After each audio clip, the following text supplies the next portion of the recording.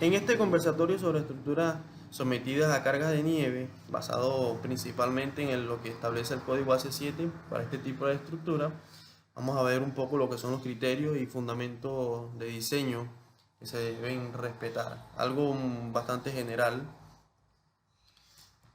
Bueno, el módulo 1, conceptos fundamentales, como ya le había comentado.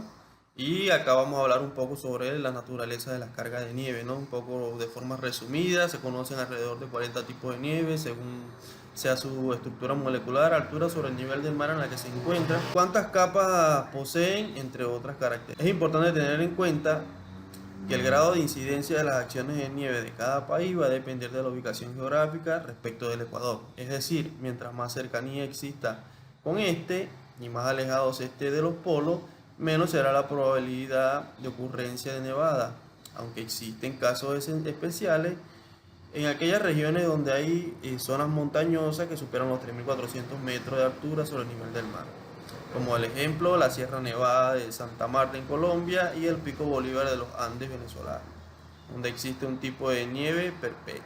Este es uno de los 40 tipos de nieve que existen. Estas se dan a esa altura del nivel del mar y se dice que son perpetuas porque no se derriten fácilmente bajo los rayos del sol. Entonces cualquier colega de la región venezolana se estará preguntando, ¿diseño por cargas de nieve en Venezuela? ¿Cómo puede ser esto? Sí, es que lo que tuvimos la oportunidad de conocer, la estación del Pico Bolívar del teleférico de Mérida, sabemos que es una zona, una estación, una estructura que estaría sometida a cargas de nieve. Acá podemos ver cómo puede llegar a acumularse nieve en ciertas áreas de esta estación, incluso por eso esta pendiente tan pronunciada de la estación.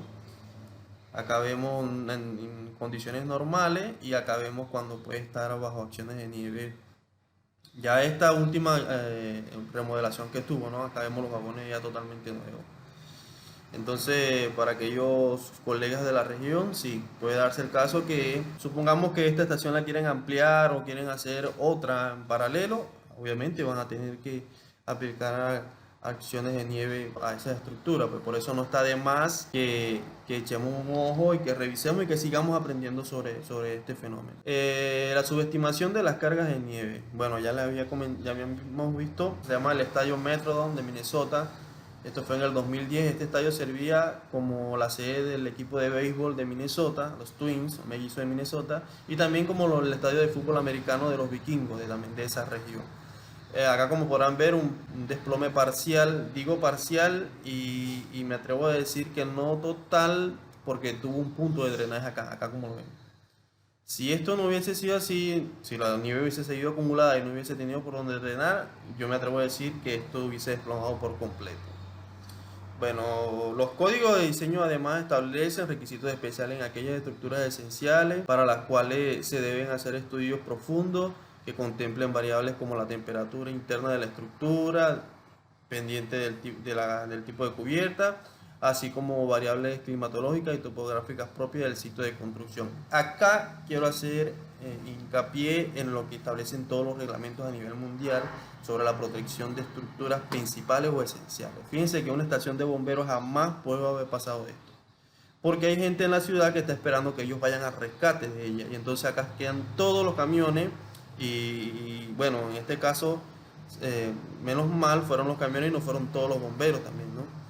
Entonces, imagínense, esto jamás puede pasar en una estructura esencial. Otra estructura esencial que tampoco puede pasar, y esto viene a colación también con lo que ha pasado recientemente en ciudades de Europa, en España, principalmente en Madrid, por allí, donde se han desplomado muchas cubiertas de instituciones, de deporte y todo eso. Por ejemplo, el gimnasio del colegio en Chile en el 2017, esto era la cubierta de lo que es la cancha o el área de deporte de esa escuela, de ese colegio.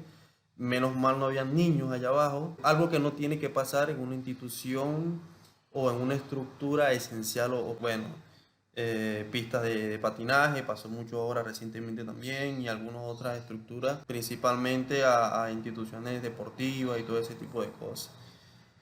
Afectadas aquellas cuyos sistemas resistentes poseen gran flexibilidad, dado que tienen que cubrir grandes luces empleando celosías o arcos, ¿no? que al final terminan doblegados ante la carga de nivel extraordinaria, como el caso del estadio cubierto, naves industriales, bueno, ya esto lo hablamos, ¿no? Sí, principalmente como son luces tan grandes, tienen que ser estructuras compuestas por celosía, que terminan siendo bastante flexibles, pero igual se puede hacer un diseño acorde y adecuado para que esto no suceda. El requisito de diseño para la estructura sometida a carga de nieve, bueno, dentro de los principales existen varios, pero entre los principales, en este caso, el AC7, principalmente el capítulo 7 que habla de las nieves, cargas de nieve, el Eurocódigo 9113, el Eurocódigo 1 de la parte 1, 3, el CIRSO, por lo menos para lo que es Argentina, el documento de nieve y hielo está bastante bueno. Y el NSH 431 de Chile, ¿no? Entonces, por cuestiones de requisitos, creo que ya estaríamos bastante cubiertos. Faltan cosas, obviamente, pero con esto creo que podemos tener un buen desempeño de la estructura. Bueno, otras cosas, otro código complementario puede ser el ISO 44355 y bueno, manuales, otras cosas. Módulo 2, acciones balanceadas de nieve, carga de nieve a nivel de terreno según el AC7, como cabe acotar que las cargas de nieve a nivel de terreno es una variable propia de cada país. Se utiliza para determinar cargas de nieve de diseño sobre cubierta y va a depender de la ubicación geográfica de la construcción dentro del territorio nacional. Obviamente esto es como un espectro sísmico, ¿no? Como los estudios que se hacen de velocidad del viento de cada región. Cada país tiene su propio registro. Obviamente el AC7 está basado en lo que es el territorio estadounidense, el CIRSO para lo que es Argentina y bueno, el Eurocódigo para todo lo que son las regiones europeas.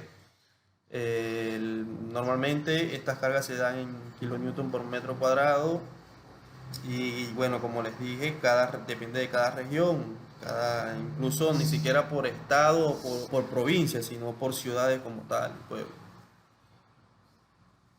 Bueno, pasando un poco lo que son los factores que se tienen que establecer para determinar la carga de nieve en cierta región, establecer el factor de exposición de la cubierta. Este factor es una variable que toma en cuenta la categoría por rugosidad del terreno y el grado de exposición que se encuentra en la cubierta de la edificación. Es decir, una rugosidad de B establece áreas urbanas, suburbanas, boscosas, áreas de otros terrenos con numerosos obstáculos espaciados entre sí, de tamaño de viviendas unifamiliares y mucho más grandes, por lo menos en este caso. Ya una rugosidad C, estos criterios vienen a ser prácticamente o muy parecidos a los criterios que toma en cuenta para determinar la velocidad del viento en un diseño por viento, ¿no? De cada región. Bueno, rugosidad D, incluso el CIRSO establece también, da otro aspecto a considerar en la rugosidad D, que es aquellas áreas en zonas costeras expuestas a ráfagas del viento que venga de mar adentro. Bueno, ¿qué entendemos por cubiertas totalmente expuestas? Porque si se dan cuenta, acá la categoría está también en base a la exposición de la cubierta totalmente expuesta o full exposed parcialmente y totalmente cubiertas protegidas.